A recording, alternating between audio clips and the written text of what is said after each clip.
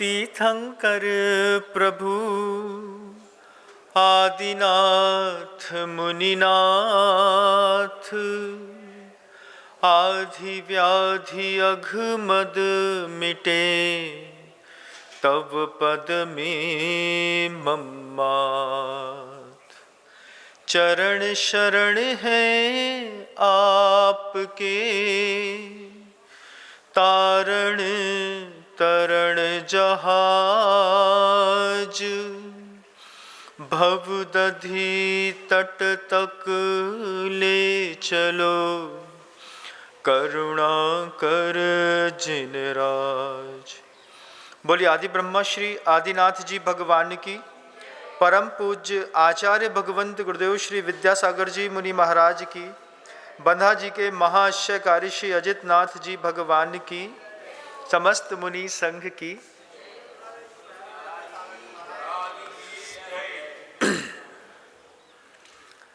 संसार में चार ऐसी बड़ी चीजें हैं जो हमारे पास सही नहीं है। सही ज्ञान नहीं है। जो जानते हैं पता नहीं कैसा जानते हैं, और फिर वो जो ज्ञान है वो ज्ञान भी प्रभावित होने वाला ज्ञान तो है, लेकिन प्रभावित करने वाला ज्ञान हमारे पास नहीं है। कोई भी चीज में एक्साइटमेंट से अभी भी आपकी जिंदगी चलती है। अगर एक्साइटमेंट लाइफ में ज्ञान संबंधी नहीं होता तो आप कभी भी मोबाइल खोल करके नहीं देखते। मोबाइल का खोलना ही बताता है कि हमारे पास प्रभावित होने वाला ज्ञान तो है, लेकिन प्रभावित करने वाला ज्ञान नहीं है। जितने लोग सुबह से लेकर शाम तक 24 घंटे टप टप टप की हर आवाज में अपना मोबाइल खोलते हैं, उन सबकी यही स्थिति है। सबकी यही स्थिति है संसार में कि उसके पास चार चीजें, ज्ञान सही नहीं है, विशुद्धि सही नहीं है, पुण्य सही नहीं है, और क्रिया भी सही नहीं है। अब इन चार चीजों को अगर सही करना हो, विशुद्धि सही करनी हो, पुण्य अपना बिल्कुल व्यवस्थित रखना हो, ज्ञान अपना अच्छा बढ़ाना हो, और क्रियाओं में भी समीचीनता चाहिए, तो आपको इस महावीर चरित्र को सुनना ही पड़ेगा। बिना महावीर चरित्र को सुने ना आपके ज्ञान बढ़ेगा, ना विशुद्धि बढ़ेगी, ना पुण्य बढ़ेगा, ना क्रिया बढ़ेगी। और हमेशा ध्यान रखिएगा, आपके पास वो ज्ञान है जिससे आप प्रभावित होते हैं। कभी ऐसा कुछ अंदर से निकला है जीवन में कि आपका कुछ सुना हो, कोई और प्रभावित हो गया हो? झूठ का प्रभाव छोड़ना एक अलग बात है, लेकिन कभी अपने 20-25 साल से लेकर के 80 साल तक की उस उम्र में एक बार शांति से आंख बंद करके इस बात का अन्वेषण करके देखो कि कभी मेरे अंतःमन से ऐसा कोई ज्ञान प्रस्फुटित हुआ हो जिस ज्ञान से दूसरे को प्रभावना मिली हो? तो उत्तर ना में आएगा। हमारे पास प्रभावित होने वाला ज्ञान है, प्रभावित करने वाला नहीं। वर्धमान स्वामी ने कल दीक्षा ली थी। कल उनका दीक्षा कल्याणक महोत्सव हुआ। घर घर में चर्चा थी कि अब वर्धमान स्वामी, आज तो उनकी दीक्षा का उपवास है, कल वो पालना के लिए निकलेंगे, लेकिन माघ शिर बदी दशमी के दिन प्रभु ने दीक्षा ले तो ली, लेकिन एकादशी के दिन प्रभु अपने स्थान से उठ करके कहीं और चले गए। लोगों ने सोचा भगवान आहार चर्या के लिए निकलेंगे, मुनि महाराज हैं तो निकलेंगे चर्या के लिए, तो निकलना ही पड़ेगा, लेकिन नहीं निकले। एकादशी खाली चली गई। भगवान जब पहली बार दीक्षित होकर के उस रात में बैठे तो त्रिशला को अपने राजमहल में नींद नहीं आई, और तीर्थंकर वर्धमान को उस जंगल में भी नींद नहीं आई। नींद नहीं आने के दोनों के अलग अलग कारण थे बंधुओं। माँ को माँ की ममता के कारण नींद नहीं आई, और साधु को पहली बार मिली हुई उस समता के कारण नींद नहीं आई। एक ममता के कारण नहीं सो सका, और एक वो जो समता का परिणाम अंदर पैदा हुआ था, तीर्थंकर की दीक्षा होते साथ ही आप कभी सोच भी नहीं सकते, कभी विचार भी नहीं होगा ऐसा। बयाने में आपको जो चीज़ें मिलती हैं बहुत छोटी होती हैं, लेकिन तीर्थंकर को दीक्षा लेते साथ ही बयाने में मनः पर्याय ज्ञान मिला। मन के अंदर चिंतित, अर्धचिंतित, अचिंतित सभी बातों को जानने की शक्ति सिर्फ दीक्षा लेते के साथ ही उन तीर्थंकर परमेष्टि को मिल गई। अब सिर्फ एक ही ज्ञान बचा था, 3 ज्ञान तो जन्म से लेके आए थे, एक ज्ञान दीक्षा लेने के साथ ही मनः पर्याय ज्ञान मिल गया, बयाने के साथ ही अब सिर्फ केवल ज्ञान बचा। केवल ज्ञान बस तीर्थंकर के पास नहीं था। 7 रिद्धियां एक साथ उत्पन्न हुई, अक्षीण महानस रिद्धि उत्पन्न हुई। अक्षीण रिद्धि 2 प्रकार की होती है, अक्षीण महानस भी और अक्षीण महालय भी। अक्षीण महानस में हाथ में दिया गया अन्न शाम तक जिस पात्र से दिया गया है उस पात्र में खत्म नहीं होता, और अक्षीण महालय में छोटी सी जगह में भी बैठे तो कटक की सेना को बैठाने की शक्ति पैदा हो जाती है, ऐसा उस स्थान का विस्तार हो जाता है। ऐसी अक्षीण रिद्धि प्रभु को दीक्षा लेते के साथ ही उत्पन्न हो गई। बल रिद्धि उत्पन्न हो गई, औषध रिद्धि उत्पन्न हो गई। उनके शरीर से स्पर्शित होकर के जो वायु निकलती थी उस वायु से भी लोगों के रोग दूर होते थे। ऐसी प्रभु की वहाँ पर औषधि रिद्धि, बल रिद्धि, तप रिद्धि, उसके बाद आचार्य कहते हैं विक्रिया रिद्धि, ये रिद्धियाँ, औषध रस रिद्धि, ये रिद्धियाँ 7 रिद्धियाँ प्रभु को दीक्षा लेते साथ ही उत्पन्न हो गई। मनः पर्याय ज्ञान हो गया। बियाबान घनघोर जंगल में वर्धमान चुपचाप एकांत में रात के सन्नाटे में बैठे हुए अपने उस सामयिक चारित्र की अनुभूति कर रहे थे। सामायिक चारित्र क्या है? जैन शासन की एक बड़ी अद्भुत व्यवस्था है कि तीर्थंकरों ने जिस चारित्र का पालन किया है, आज के दिगंबर साधु को भी उसी चारित्र का पालन करना पड़ता है। 5 महाव्रत, 5 समिति, गुप्तियाँ, 28 मूल गुण, पंच महाव्रत, पंच समिति, पंचेंदी, रोज, लोज, षडावश्यक क्रियदेव, 28 मूल गुणा, उत्तम क्षमा, मार्दव, आर्जव, शौच, सत्य, संयम, तपस्यागा, किंचन, ब्रह्मचारिणी, 10 लाक्षण को धर्म, ये सब चीजें साधक को उस समय भी पालन करनी पड़ती थी और आज भी। पहली बार जीवन का ऐसा सुख मिलना, समितियों के साथ जीवन जीना। स्त्री का नाम समिति हो बात अलग है, लेकिन जीवन में पालने वाली समिति कुछ और होती है। समिति के साथ, गुप्ति के साथ, प्रवृत्ति में भी 6 आवश्यक हो, वंदना हो, स्तुति हो, सामायिक हो, केशलोंच हो, नग्नत्व हो, पाटे पे सोना हो, चर्या हो, अपना परिचय हो, 22 परिचय हो, ये सब चीजें वर्धमान स्वामी ने एक साथ स्वीकार करी। सामायिक चारित्र ढालने के साथ ही उत्तरोत्तर विशुद्धि वाले परिणाम उनके अंतरंग में पैदा होते जा रहे थे। घर घर चर्चा थी, इतनी जल्दी दीक्षा ले ली, घर घर चलता थी, तीर्थंकर थे, इतनी जल्दी क्या थी। लेकिन वर्धमान स्वामी अंदर ही अंदर वो बात सोचते हैं, नविसिज्झई वत्थ धरो, जिन शासने जय भी होई तीर्थंकरो, नग्गो ही मोक्ष मग्गो, शेषा उम्मग गया सब्बे। जितने भी हैं सब उन्मार्ग हैं। नविसिज्झई वत्थ धरो, वस्त्र के साथ कभी भी कोई सीझ नहीं सकता। वस्त्र का मतलब शरीर का भी और मन का भी। जितनी भी ग्रंथियां हैं उन ग्रंथियों के साथ कौन तीर्थंकर बना है, कौन सी शुद्धता को प्राप्त हुआ है, कौन अपने शुद्ध भाव को प्राप्त कर सका है। श्वेतांबर बंधुओं में जहां पर इस महावीर कथानक का ये दीक्षा कल्याणक का उदाहरण आता है, उस वक्त श्वेतांबरों में ये प्रचलन है कि वर्धमान स्वामी ने सारे के सारे वस्त्र उतार दिए, सारे परिग्रह उतार दिए, केशलोच कर लिया, और सौधर्मेंद्र ने आला करके ऊपर से एक वस्त्र जो है उनके हाथ पे रख दिया। उसमें भगवान की कोई भी मूर्छा भाव नहीं था। जब मूर्छा भाव से मुक्त हो गए थे तब तो पूरे वस्त्र उतारे। अब वस्त्र उतारने के बाद एक वस्त्र हाथ पर ऐसा रख दिया। अजीब तरह की मान्यताएं हैं संसार में बंधु। आपको उन मान्यताओं के बारे में कभी जानकारी हो या नहीं हो मुझे नहीं पता। वर्धमान स्वामी के शासन काल के बाद बहुत सारे मत मतांतर पैदा हुए। दिगंबर श्वेतांबर जैन संप्रदाय के 2 घड़े तो दिखाई देते हैं, लेकिन इसके बीच में भी कई और भी घड़े पैदा हुए। यापनी संघ आया, अर्धफालक मत आया, तारणपंथी आए, 20 पंथी आए, 13 पंथी आए, मूर्ति पूजक आए, स्थानकवासी आए, लुंका शाह को मानने वाले आए, चौथमल को मानने वाले आए, चौड़ी पट्टी वाले आए, 32 आगम वाले आए, 42 आगम वाले आए, द्वादशांग वाले आए। ऐसे अनेक मत की उत्पत्ति हुई।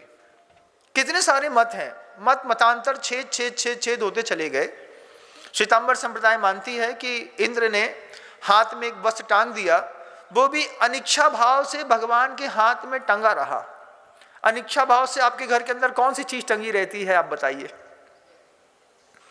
जिस चीज की इच्छा नहीं होती, क्या उठा करके तुरंत कचड़े में नहीं फेंक देते? फेंक देते हैं। लेकिन तीर्थंकरों के साथ उनका कहना था, चूंकि वो सवस्त्र मुक्ति मानते हैं, तो उनकी वो भावों में कि हाथ में एक सामने एक कपड़ा रख दिया, वो कपड़ा ऐसा ही रखा रहता था। जब कभी भी आप देखेंगे, अर्धफालक मत वही होता था बंधु, एक मत हुआ है समय पे, जो हाथ में कपड़ा ऐसा हाथ में टांग करके दिगंबरत को सामने से छिपा करके चलता था। ये अर्धफालक मत था। एक यापनी संघ था, साधु दिगंबर रहते थे लेकिन पिछी नहीं रखते थे। उसके बाद श्वेतांबर संप्रदाय आया। श्वेतांबर संप्रदाय में भी भेद प्रभेद 27 गच्छ बने, खरतर गच्छ बने, थपा गच्छ बना, बागड़ गच्छ बना, ऐसे 2527 गच्छ बने। छेद होते चले गए, आज भी होते चले जा रहे हैं, आज भी होता रहता है। उस वक्त वर्धमान स्वामी एक ही बात सोचते हैं, गाथा में लिखा है, नवि सिज्झई वत्त दरो, अगर वश के साथ किसी की मुक्ति नहीं हो सकती, कोई सींच नहीं सकता, शरीर के भी उतारने पड़ेंगे और मन की ग्रंथियां भी खोलनी पड़ेंगी।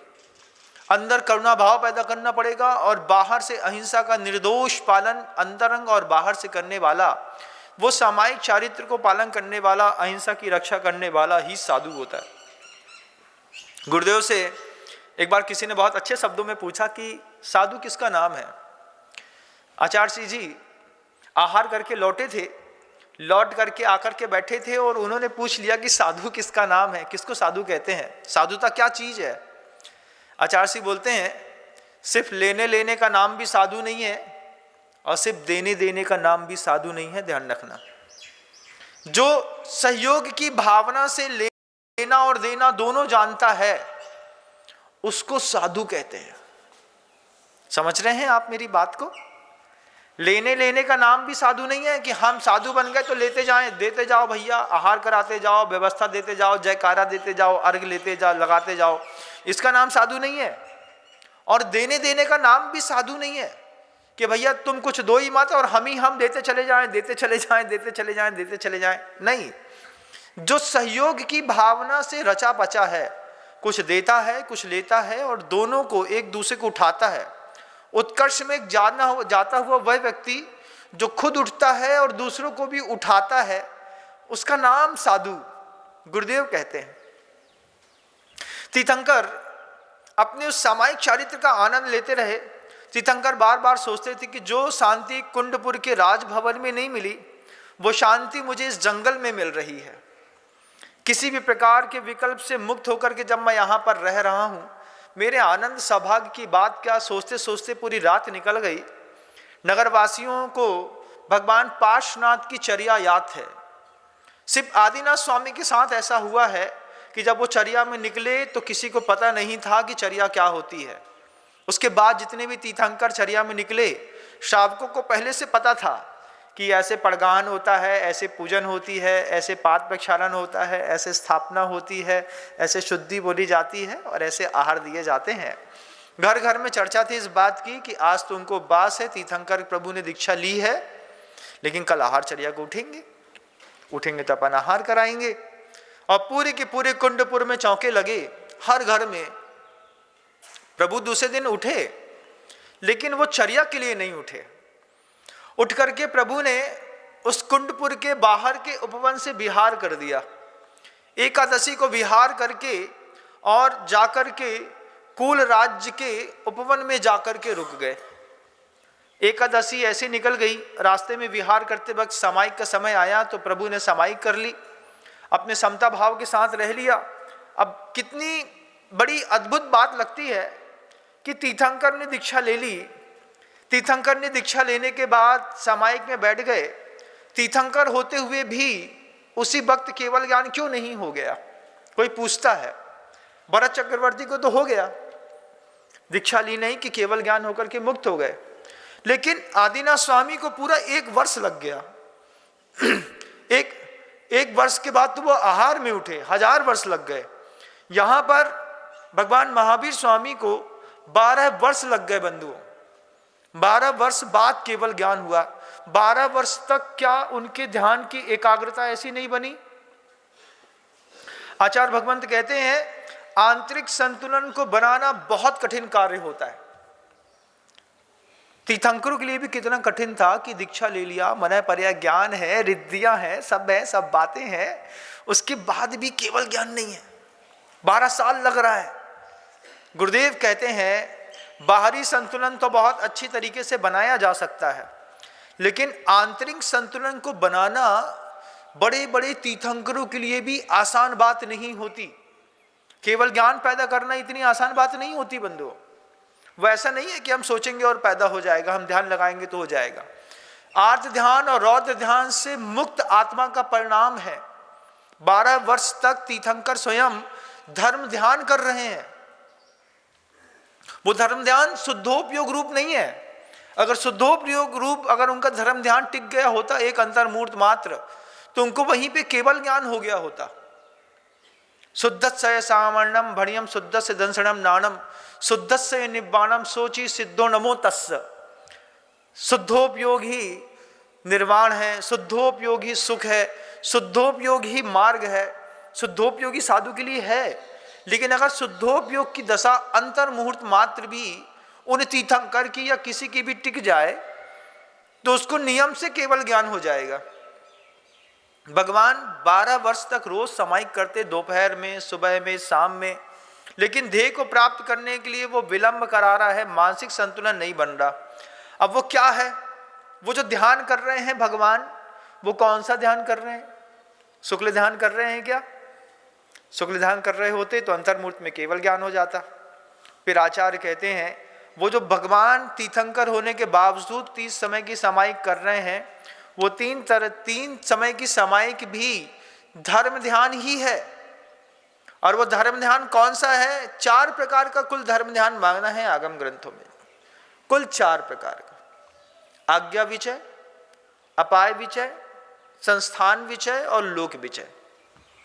ये 4 प्रकार का धर्म ध्यान में से तीर्थंकरों का पूरा उपयोग लगा है। अपाय विचय धर्म ध्यान चल रहे हैं। अपाय विचय धर्म ध्यान क्या है?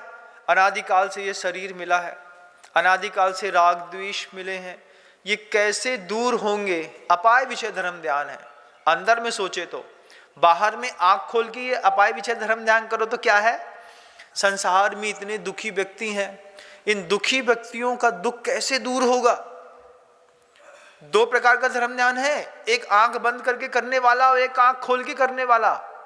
आंख बंद करके जब धर्म ध्यान करके धर्म ध्यान में लीन हो, अपाय विषय धर्म ध्यान में सोचो ये शरीर मेरे साथ लगा है, राग द्वेष लगे हैं, लोभ लगा है, कसाई लगी हैं, अशुभ परिणाम लगे हुए हैं, क्षुद्र लेशाएं मेरा साथ में मेरे संसार में फंसा के रखी हैं, ये कैसे दूर होगा? जब मंदिर में जाकर के बैठो तो ऐसा सोचो। जब आंख खोल लो और फिर अपाय विषय धर्म ध्यान करना हो तो सोचो सामने वाला दुखी है, कोई रास्ता चलते कोई गाय की पीठ पर फोड़ा दिख जाए, उसमें छोटे छोटे जीव दिख जाए, मक्खी दिख जाए, गाय बार बार पूंछ मार करके फोड़ा हटा रही हो और तुम वहां से सम्यक दृष्टि होने के बावजूद चुपचाप देख करके निकल गए, तुम में करुणा नहीं है तो सम्यक दर्शन भी नहीं है। सम्यक दृष्टि की पहचान है वो करुणा करता है, वो दया करता है, अपाय विषय धर्म ध्यान को ढूंढता है। वो कहाँ मौका मिला मुझे अपाय विषय धर्म ध्यान करने का? आंख खोल करके सोचो ना। ज्ञान बढ़ाने के लिए, विशुद्धि बढ़ाने के लिए, अपना पुण्य बढ़ाने के लिए कथा सुन रहे हैं। महावीर बनने के लिए भगवान महावीर की कथा है। 12 वर्ष तक प्रभु अपाय विषय, उपाय विषय, संस्थान विषय, लोक विषय धर्म ध्यान में लगे रहे। जब वो आंख बंद करते तो अपनी आत्मा के बारे में, अपने राग द्वेष कसाय के बारे में सोचते विचार करते, लेकिन संतुलन इतना नहीं बना पाए अंतर्मुहूर्त भी कि केवल ज्ञान हो जाता। आंख खोलते तो मौन, एक शब्द नहीं बोला गुरुदेव ने। जब तक केवल ज्ञान नहीं होगा तब तक एक शब्द नहीं बोलते तीर्थंकर। अपने साधना काल में, कष्ट काल में वो कभी भी कुछ नहीं बोलते।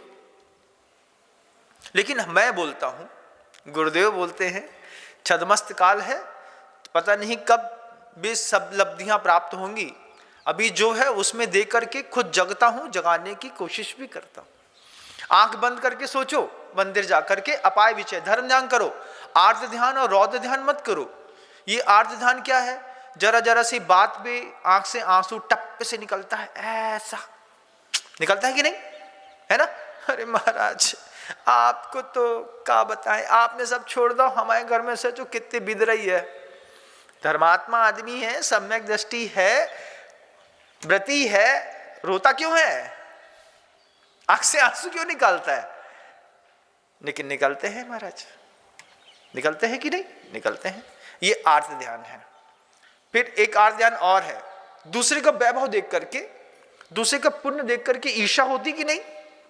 बुरा लगता है कि नहीं? कभी प्रशंसा करी किसी का पुण्य देख करके? नहीं। अरे 2 नंबर को पैसा, चोरी को माल कमा रहे जे भैया, इनके घर के अंदर रात में ट्रक उतरत 7-7, 8-8 पूरी रात पल्लेदार ट्रक उतारत रहे थे। सुबह चुपचाप शांति से बैठ के जो मंदिर चलो जात, बहुत गोलमाल है। दूसरे की लक्ष्मी को देख करके ईर्ष्या भाव पैदा होना, आंख से आंसू बहाना, परिग्रह संचय के लिए बार बार 24 घंटे चिंतन करते रहना, ये सब आर्त ध्यान है। इष्ट वियोगज, अनिष्ट संयोगज, पीड़ा चिंतन, निदान इत्यादि का।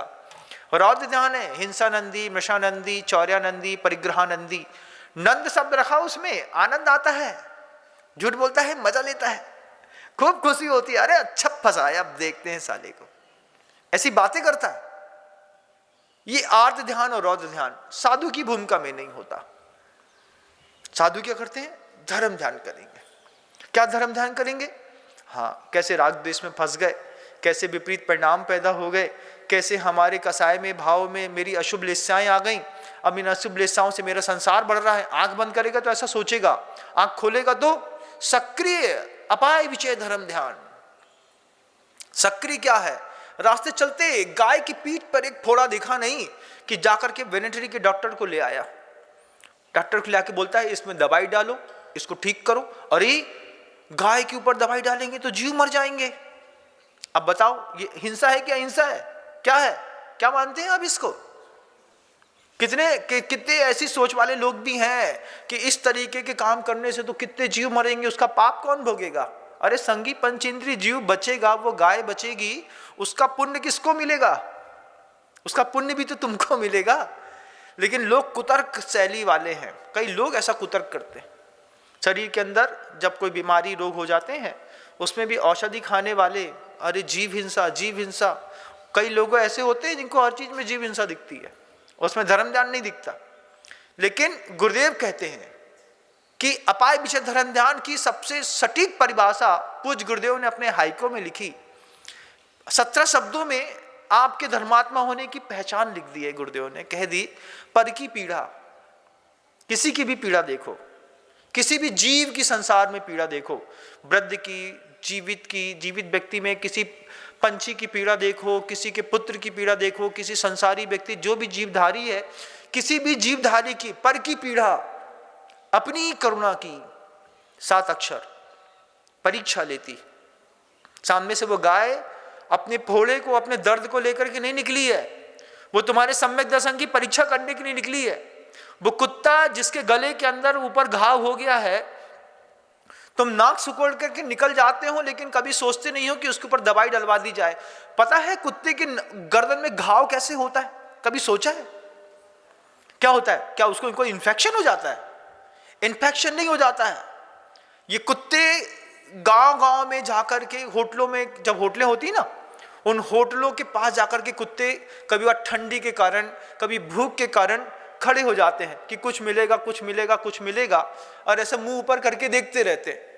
और वो तो खोमचे वाले होते हैं, ठेले वाले होते हैं, होटल वाले होते हैं, वो होटल वाले जो लोग होते हैं, वो कुत्ता बार बार आता है, इस चक्कर में समोसा निकालते निकालते वो झरिया से कुत्ते के ऊपर थोड़ा सा तेल फेंक देते हैं। जैसे जैसे वो गरम तेल उनकी गर्दन में पड़ गया, अब गर्दन में गरम तेल पड़ गया, कुत्ता अपनी जीभ से उस जले हुए भाग को चाट नहीं पाया। अपनी गर्दन चाट के दिखाओ, बनती क्या? नहीं बनती। कई बार देखना, एक कुत्ता दूसरे कुत्ते को, एक गाय दूसरी गाय को जब चाटती है तो वो चाट करके बताती है कि यहाँ पे तुम्हें कोई बीमारी होने वाली है, चाट चाट करके हम इसको ठीक कर देते हैं। ये सहयोग है। अब कुत्ते के गर्दन में वो जो होटल वाले लोग होते हैं जिनके बार अच्छी चलती है, तो कुत्ते खूब आते हैं, सुअर भी आ जाते हैं, कई दूसरे जानवर भी आकर के खड़े हो जाते हैं, तो खोमचे वाले निर्दयी बिल्कुल अपने गरम गरम तेल उठा करके कुत्ते की पीठ पे ऐसा छोड़ दिया, गर्दन में छूट गया। अब वो घाव से जल गया कुत्ता, कितने गरम तेल से, अब जले हुए कुत्ते को घाव हो गया। अब वो घाव होकर के वहीं पे सड़ने लगा, उसकी पीठ गर्दन में जीभ ही नहीं जा पा रही है, और कोई दूसरा कुत्ता भी उसको चाट नहीं रहा।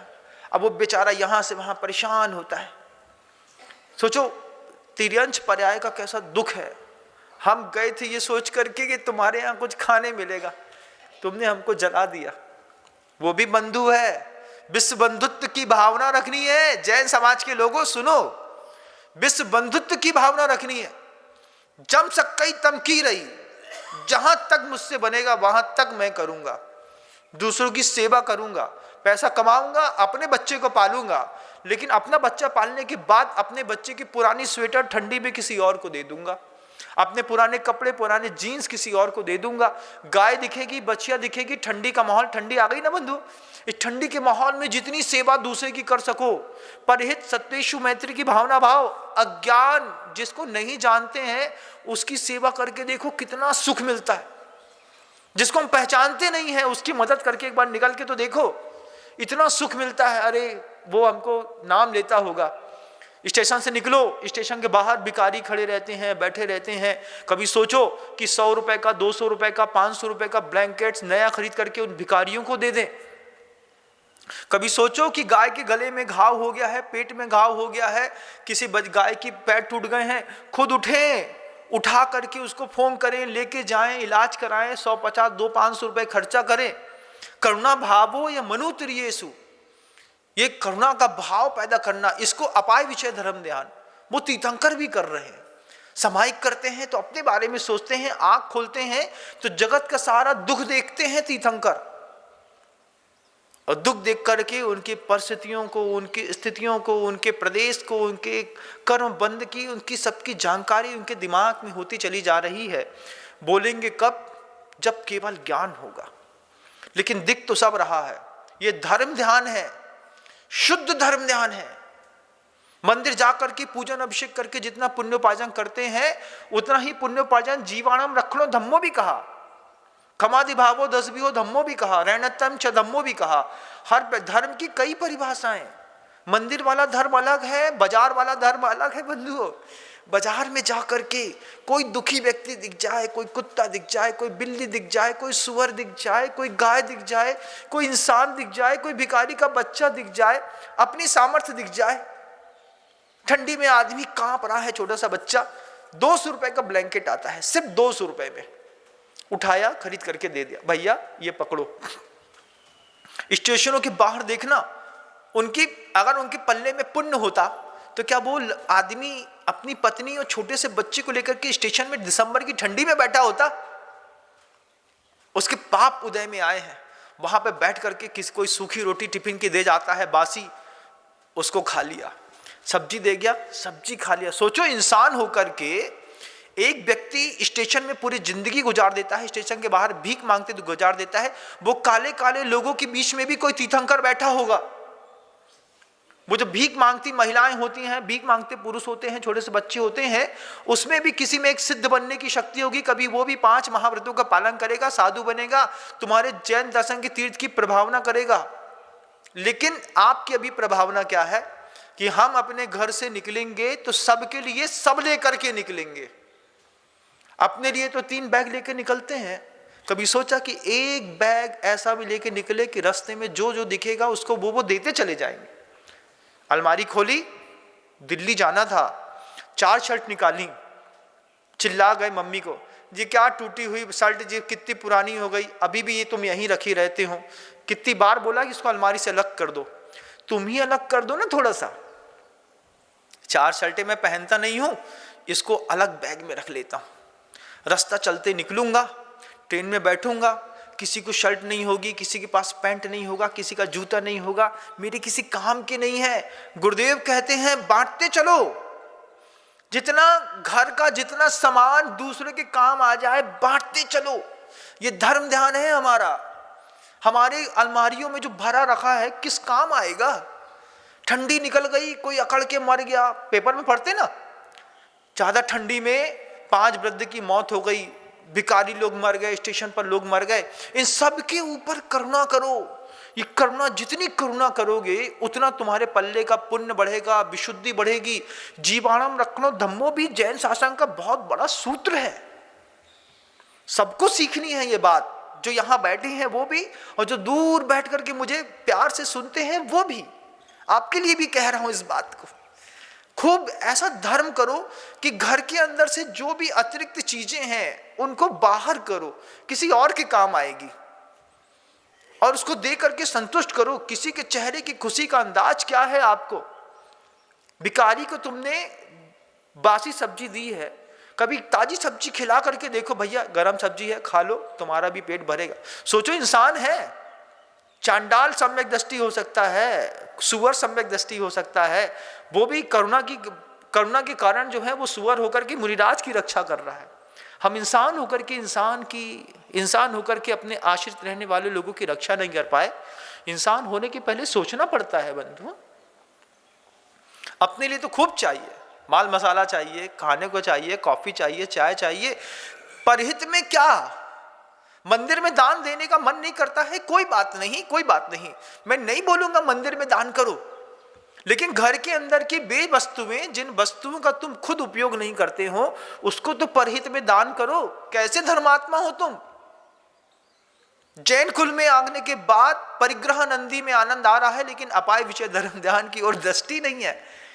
हाँ महाराज, मुझे देना है, अभी मौका है, ठंडी शुरुआत हुई है, निकालिए, छांटिए पूरी चीजें, खोलिए बड़ी वाली अलमारी, पेटी निकालिए, जो रजाई काम की नहीं है, जो ब्लैंकेट्स काम के नहीं है, जो स्वेटर्स काम के नहीं है, उनको भी निकालिए। सामर्थ्य है तो नया खरीदिए और बांटिए और प्रभावना करिए।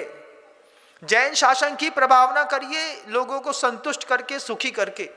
रास्ते में कोई गाय दिख जाए, कोई बैल दिख जाए, कोई भैंस दिख जाए, कोई कुत्ता दिख जाए, कोई रोगी दिख जाए, पर की पीड़ा अपनी करुणा की परीक्षा लेती है। करुणा हो तो पेपर दें, है ही नहीं महाराज, वो तो बस कहबे वाली अलग है और करबे वाली अलग है।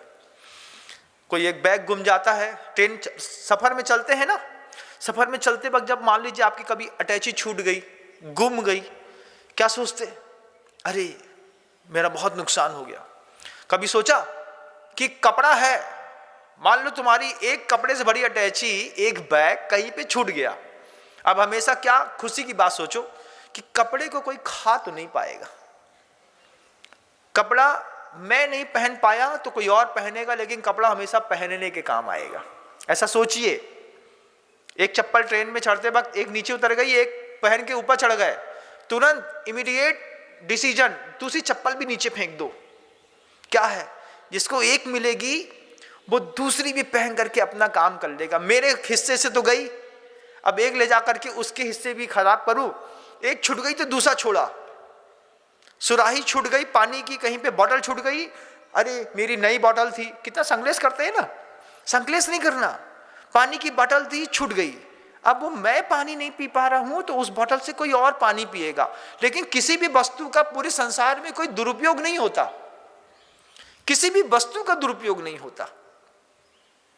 मान लो आपकी किसी ने राडो की कोई घड़ी चुरा ली है, 50 लाख की घड़ी थी, तो 50 लाख की घड़ी आपके हाथ में समय दिखाती थी, अब किसी और के हाथ में समय दिखाएगी, लेकिन वो अपना स्वभाव नहीं बदल सकती।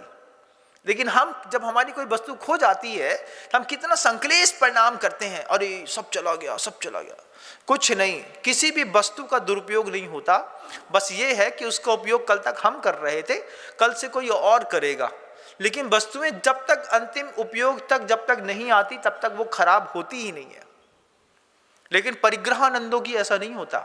घर के अंदर जो परिग्रह बना के रखा हुआ है ना, अलमारियां भरी पड़ी हैं, बड़े बड़े ट्रंक भरे हुए हैं, अच्छे जैकेट्स हैं, स्वेटर्स हैं। बच्चों बड़ा होगा, अब वो जर्सी पहना थे बड़ी वाली, लेकिन पुरानी वाली अभी भी घर में रखी है। हमारे मोड़ा की आए, हम विदेश से लाए हते, हम नहीं दे रहे कोई को, धर लो टटिया में बांध के, जब तुम जाओ तो 2.5 कुंटल लकड़िया के साथ बस स्वेटर भी फंसा दे। बोले मम्मी को बहुत प्रिय थी तो उतई पे फंसा दी। उपयोग का है भैया, वक्त है, ठंडी है, मौसम है, दान करो, प्रभावना करो, अपाय विषय धर्म ध्यान। आंख खोलो तो इस तरीके का, आंख बंद करो तो उस तरीके का। मंदिर में जाकर के बैठो, मेरा लोभ कितना बड़ा है, मेरी कसाई कितनी बड़ी है, मेरा द्वेष कितना बड़ा हुआ है, मैं किस तरीके के अपराध करता हूँ, मैं किस तरीके से संसार से निकल पाऊंगा, मुझे कर्म कितना सताते हैं। ऐसा आत्मचिंतन। आंख खोलो तो जीवाणाम रखनो धम्मो, आंख बंद करो बत्तु साहबो धम्मो। ये धर्म है। खुले आंख का अलग, बंद आंख का अलग। भगवान वर्धमान स्वामी बंद आंख के धर्म में वस्तु के स्वभाव का चिंतन कर रहे हैं, लेकिन मानसिक संतुलन बन नहीं रहा। मन की, वचन की और काया की प्रवृत्ति में 12 साल तीर्थंकर को निकल गए, लेकिन एक भी घंटे के लिए उनकी एकाग्रता नहीं बैठी, धर्म ध्यान में लगे रहे। अपाय विचय, उपाय विचय, फिर उपाय ढूंढो, इसका क्या उपाय हो सकता है। दुख तो आया, दूर करने के भाव हुए, और अच्छा क्या कर सकते हैं, इसके लिए और अच्छा क्या कर सकते हैं, ऐसा कर सकते हैं, ऐसा कर सकते हैं, जैसा जैसा कर सकते हैं। अपने गुरुस्थान की भूमिका में लोगों के लिए सहारा बनो, निमित्त बनो। आचार्य निमित्त बने इतने बड़े बड़े, सुखचंद आचार्य महाराज निमित्त बने कि नहीं। सुखचंद आचार्य महाराज ने अपने जीवन के साधना काल के सैकड़ों वर्ष गुजारने के बाद, जाने से पहले उनको लगा कि मेरी शक्तियां, मैं उन शक्तियों का क्या प्रयोग करूंगा, कैसे सांस में ले जाऊंगा तो क्या काम आएंगी मेरे। वो देखे गए अपनी पूरी शक्ति एक जिनबिंब में, बंदा जी के अजितनाथ भगवान के जिनबिंब में सुखचंद आचार्य महाराज अपने जीवन की पूरी साधना की शक्ति छोड़ के गए। ऐसा वैभव दे के गए कि विश्व इतिहास उस प्रतिमा के, उस गुरु के सामने हमेशा नतमस्तक रहेगा कि इतने बड़े गुरु की ऐसी कृपा हुई। ऐसा जिनबिंब स्थापित करके गए कि जिसके सामने बैठ करके भक्ति करने पर, अभिषेक करने पर, शांति धारा करने पर, स्तोत्र पाठ करने पर, मंत्र का जाप करने पर, जिसको जो अपेक्षा रहती है सबकी भावना पूरी करते हैं। ऐसी शक्ति संपन्न प्रतिमाएं स्थापित करके गए। वे गुरु आज स्वर्गों में होंगे, वहां से खड़े होकर के देखते होंगे कि मेरा उस पल्ले की साधना और पुण्य आज पल्लवित और पोषित हो रहा है। 2 दिन बाद पूर्णिमा आने वाली है। आपको पुनः पूरी विश्व के लोगों को एक बार पुनः सर्वसिद्ध पूर्ण काम कलश रखने का सौभाग्य मिलेगा।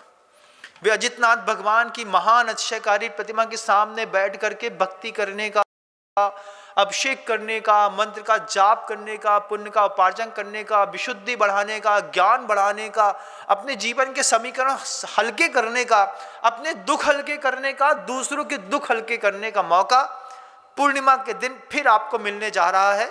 और जितनी भी पूर्णिमाएं आपके जीवन की होंगी, हर पूर्णिमा में बंधा जी के अजितनाथ भगवान के चरणों में इस तरीके के कलश स्थापना महोत्सव के साथ आप अपने सौभाग्य को वर्धित कर सकते हैं। सौभाग्य है हमारा। हमारे गुरु अगर हमको देकर नहीं गए होते तो हम क्या कर लेते बताओ? कोई क्या कर लेता। लेकिन छेद का ऐसा महान निश्चय अद्भुत है और महान अद्भुत है। वे वर्धमान स्वामी अपने सामायिक चरित्र में अपाय विचय, उपाय विचय, लोक विचय और संस्थान विचय धर्म ध्यान करते हुए जिंदगी के 12 वर्ष एक एक एक एक एक एक करके निकलते चले जा रहे हैं। एकादशी निकल गई, 12 के दिन राजा कुल की नगरी कुल नगर में पहुंचे। कुल नगर में राजा कुल जो थे वो भगवान महावीर के असाधारण अनन्य भक्त थे। शुरुआत से राजा कुल ने भगवान महावीर के बारे में बहुत कुछ सुना था, देखा था, जाना था। वे महोत्सव देखे थे। कुल राजा को खूब भक्ति थी। वो पूरी भक्ति के साथ राजा कुल की नगरी में पहुंचे और 12 का दिन था। 2 उपवास के बाद तीसरे दिन सारे तीर्थंकरों ने पारनाएं करी। भगवान आदिनाथ स्वामी को 13 माह 8 दिन बाद भोजन मिला। बाकी तीर्थंकरों ने बेला के उपवास के संकल्प के साथ बैठे और बेला करने के बाद तीसरे दिन पालना करी। आदिनाथ स्वामी ने इक्षु रस से की पालना, इक्षु रस से किया पालना, आखा तीज महान जय जय आदिनाथ भगवान आप बोलते हैं। लेकिन बाकी जितने भी तीर्थंकर थे, इन तीर्थंकरों के लिए तिलोय परिणतिकार ने लिखा है क्षीरान्न विकारः, दूध और दूध से बनी हुई सामग्रियां, क्षीरान्न विकारः शब्द लिखा तिलोय परिणतिकार ने। वे कहते हैं कि दूध से बने हुए सामग्रियों से आदिनाथ भगवान के बाद जितने भी तीर्थंकर हुए उन सब की पालना हुई। राजा कूल ने शुद्ध नस्ल की उस गाय से भोर का पहली बार के निकले हुए दूध से अपने घर के अंदर सारी भोजन सामग्रियां बनवाई।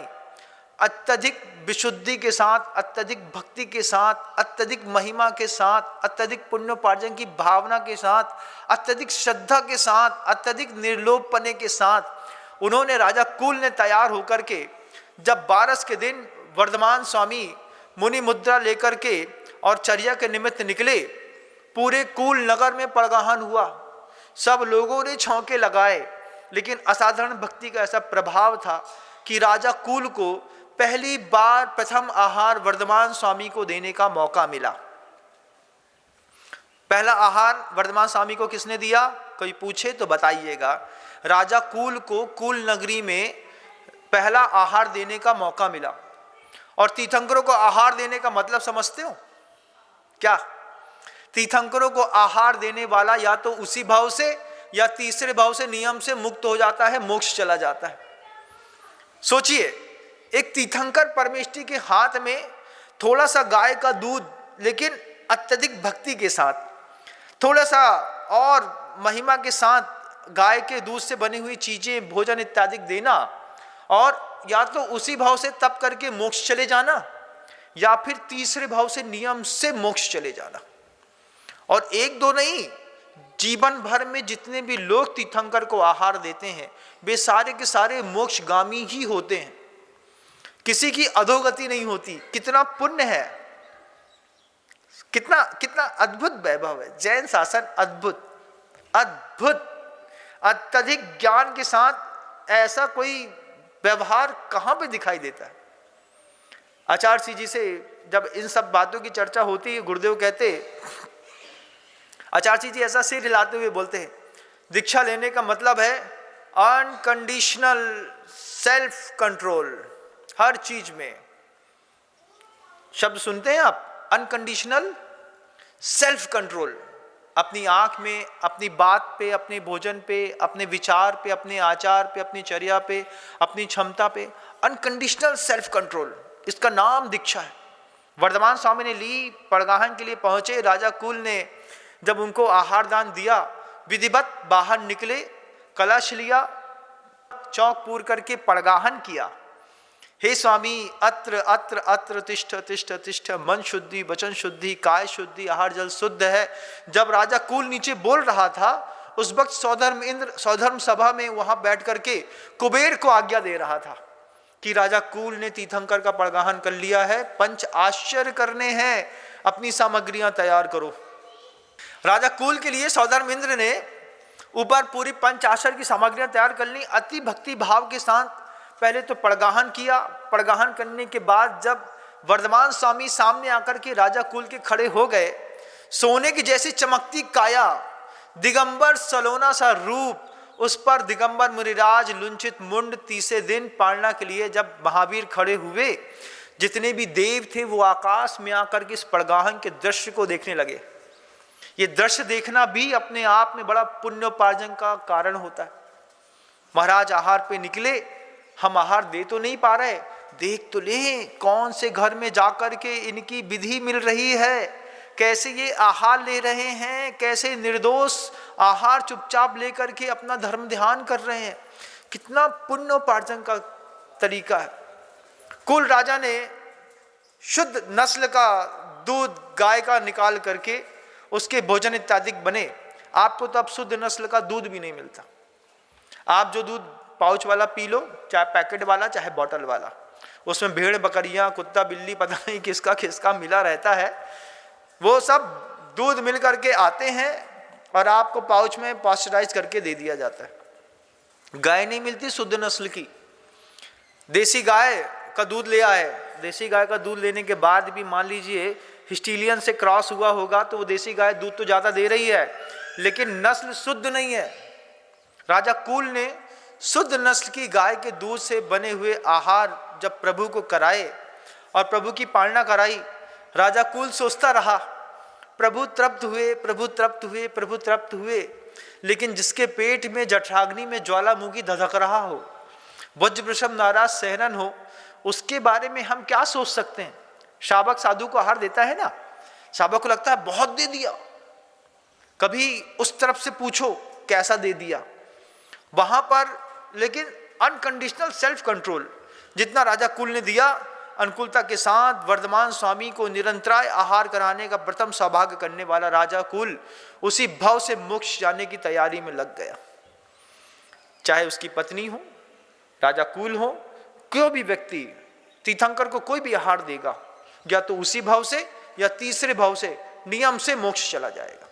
उस भाव में रहेगा, अगले भाव में देव बनेगा, नीचे आएगा, पुरुषार्थ करेगा, पुण्य कमाएगा और मोक्ष चला जाएगा। राजा कुल के घर के अंदर पंच आश्चर्य की वृष्टि होने लगी। देवता लोग आसमान में आकर के नगाड़े बजाने लगे। सौधर्मिंद ने पुष्प की वृष्टि कर दी, रत्न की वृष्टि कर दी, जय हो जय हो जय हो, धन्य धन्य धन्य, ऐसे शब्द पूरे आकाश में गुंजायमान होने लगे। पूरे कुल नगर में ढिंढोरा ऐसा पीटा देवों ने कि सबको पता चल गया कि वर्धमान स्वामी का दीक्षा लेने के बाद पहला आहार निरंतराय हो गया है और राजा कुल के अंदर, घर के अंदर उसकी पुण्य, उसकी भक्ति से पंच आश्चर्य की वृष्टि हो गई। आगे क्या हुआ इसके लिए हम पुनः उपस्थित होंगे। अभी शब्दों को विराम देता हूं, कल पुनः प्रयास करूंगा। गुरुदेव श्री विद्यासागर जी महाराज। जा वाणी के ज्ञान से सूझे लोकालोक, सो वाणी मस्तक नमु सदा देत हूँ धोख। हे जिनवाणी भारती तो है जपो दिन रैन, जो तेरी शरणा गए सो पावे सुख।